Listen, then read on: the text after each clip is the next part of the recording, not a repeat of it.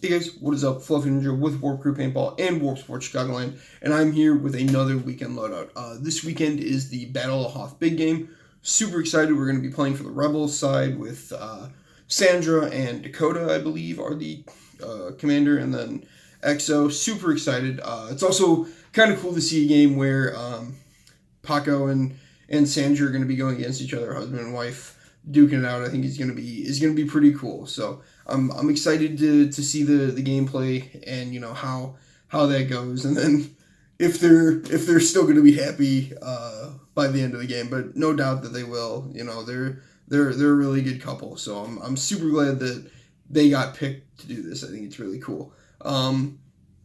So this weekend's loadout, of course, big game, first big game of the season's first time out playing this season because just financially haven't been able to, and then just haven't really had time to get out there. Like every time the team's like, hey, let's go play, it's like I have work or I have a side job to do or whatever. So hasn't really happened yet this season. So hopefully with the Battle of Hoth coming, that starts the season officially for me, and then I get to go out and play here and there. So yeah, this weekend's loadout is the G-Tech 160R. These things are absolutely bulletproof. I'm not sure what the weather's going to throw at us this weekend. It was either going to be A, freezing cold, B, super nice, or C, snowing and raining. Who the fuck knows? I'm hoping for the super nice weather, but can't always depend on that, especially for big games.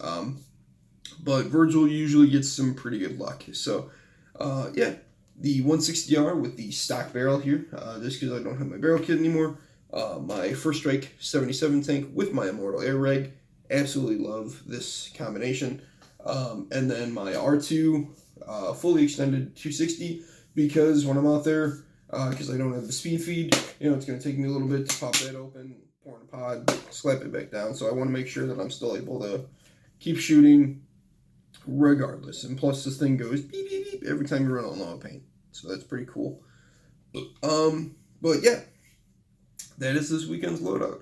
I might be switching between this, the Bob Long, and then I've got my CVO still in my bag. We're not sure who is all coming out for the team. I think probably 5 or 6 of them said that they would be there. I guess I'll talk about it in this video. I don't want to say drama happened with Warp Crew, because we've kind of gotten away from that from our first season, how everything kind of went to shit as the team was formed. What happened was we picked up 2 players. These 2 players were super excited to be back in the sport, and back in the day when they played around the same time that I did. It was fuck that guy up until he gets off the field. So I fully understood how they played, which was dump 7 pods a game for walk-on. I was okay with that because we played at Badlands. We played at all those bloody knuckle fields where it's fucking kill or be killed. So I was okay with it. So I understood what they were doing. Had some stuff go down, had to ask them to kind of step away from the team. Still super good friends with them. Hope they do come back eventually, but I know since they've stepped away from paintball, they've been raising families, been exploring other hobbies. So good for them. Hopefully they, fulfill whatever they need to, and then, maybe down the line they'll come back to paintball with their kids or whatever. Just recently, though, we had... I guess it would be 1, 2, 3, 4, 5 players step away from Warp Crew. Kind of unexpectedly, one player felt like he was being picked on. We are a team of assholes. We will shit on you just because, and we will shit on you even harder if we love you. Team member of ours, just the other day, lost a sister. That was very sad, hit him very hard, so of course we as the team kind of took it together. We're there for him. We make sure that he's okay. We make sure that everybody on the team is okay. But this other individual felt like he was being made fun of too much. We call him out on his bullshit. Oh, I can't make it to the game because my wife said so. oh, fucking pussy whip. Of course, it's, that's what people do.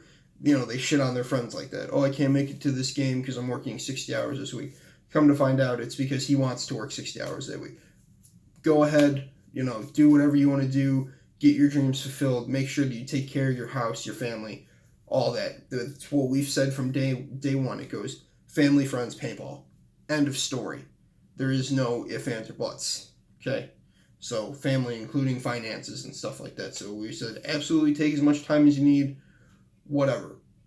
He would then come back and be like, hey, I'm looking to buy a new gun. And we'd be like, didn't you just say you can't play because you don't have money and now you're going to buy a new gun? What?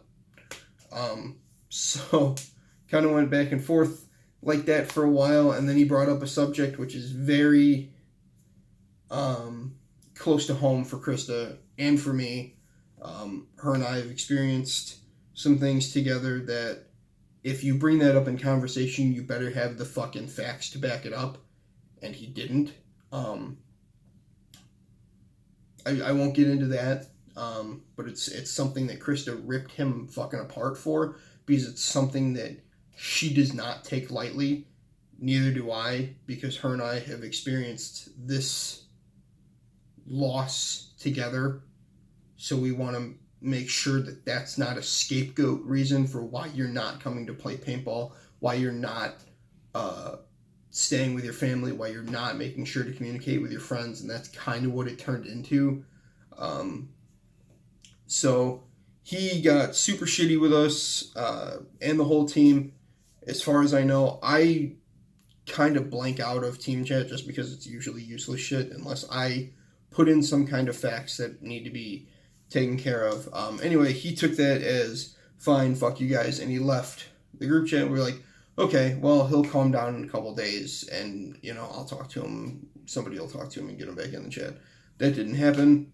Another member that we met through him, 2 members, actually, that we met through him, started talking about starting a team, I guess, and then word got out to other Warp Crew members, and we lost 2 members, one of which is very close to a founding member, which is why it pissed me off so much.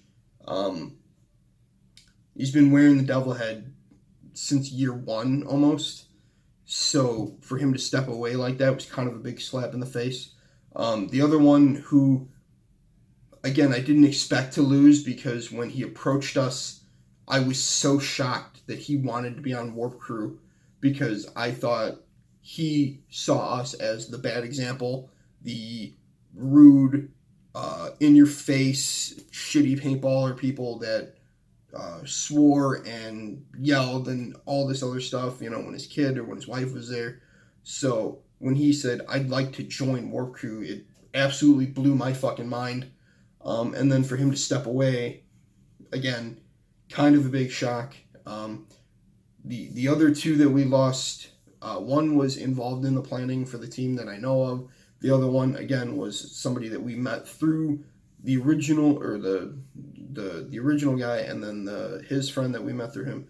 So it's kind of like those 3, okay, if you guys want to go do your own thing, sure, I understand. So yeah, we've lost 5 members of Warp Crew, and it's kind of a big punch in the stomach, especially because, as far as I know, other than him being made fun of, which is, again, us ribbing on him ribbing at us, we go back and forth.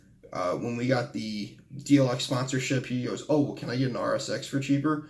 And my response was, no, because they no longer make RSXs, because they can't make them or they can't sell them for as cheap as they're selling for. No, they can't make them for as cheap as they're selling for now. He was like, oh, that sucks. What a shitty sponsorship. And that was kind of the first inkling. That was over a year ago, I think. So that's where we're at right now. It's one of those things that it was a big kind of punch in the stomach, especially for the other 2 that left. They were Warp Crew members, like, through and through. And again, when this was brought to my attention, I went and put out a post saying, hey, if you want to explore other avenues, if you want to try out for a tournament team, because we're not a tournament team, and I know that. And if that's what their plan is, I wish them the best of luck. But the status and the stigma of poaching players from another team that they were on when they started their team is going to follow them, whether or not they know it. The only thing that I can hope is that they don't go to events, they don't go to fields and demand stuff with my devil head on their chest. Because if they do that, then it'll turn ugly. Again, right now, bygones be bygones. If we see you in an event, hey, how are you? If you're on the other team, I'm going to step on your fucking throat. And that's just kind of how I've been playing paintball for the last couple of years. Warp Crew is more of a family than it is a paintball team, and it's been that way for a very long time, since the beginning. Like I said, I've told the younger kids, and Josh, who is one of the founding members, they've talked to me saying, hey, look, I want to go play on a tournament team. I said, absolutely, let me know what I can do to help. I've put them in contact with coaches, I've put them in contact with teams looking for players, I've put them in contact with sponsors, just because I can. But for this to come out and go, oh, well, I'm going to help this team grow, instead of helping continue our team grow, was, again, kind of a slap in the face, but that's okay. If they don't want to be a part of the Paint the World thing, all they had to do was say that. One of them said something very snooty to me because I gave his son a jersey and a paintball marker, and it was agreed upon that he would play the next season with us. That didn't happen, and with him stepping away, I said, oh, well, since you're leaving, can I get that stuff back? Because there's other kids that want to play, there's other kids that need equipment, and he took that as, oh, because I'm not on your team anymore, it's my way or the highway kind of deal, so rip it from some other kid's hands that, that wants to play paintball, because fuck them. Way to grow the sport and stuff like that.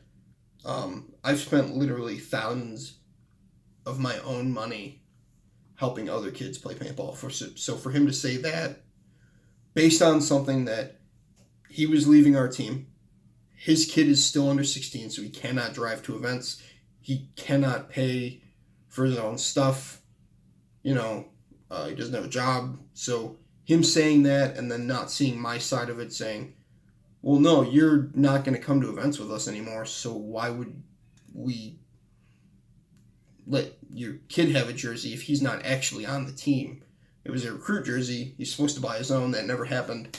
So now I'm just kind of rambling. I'm just trying to get this off my chest because it's been bothering me for the last week, and I felt like it had to be out there. Again, this isn't something that I'm go hunt these guys down. If I see them at a field, if I see them at an event and we're on the same team, cool. If not,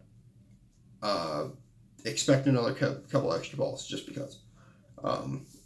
But yeah, so that has been this video. That has been this weekend's loadout. The weekend loadout kind of ends at like 2-3 minutes. So, if you're stuck this far, awesome. If not, that's okay too. So yeah, thank you guys very much for watching, and I'll catch you in the next video.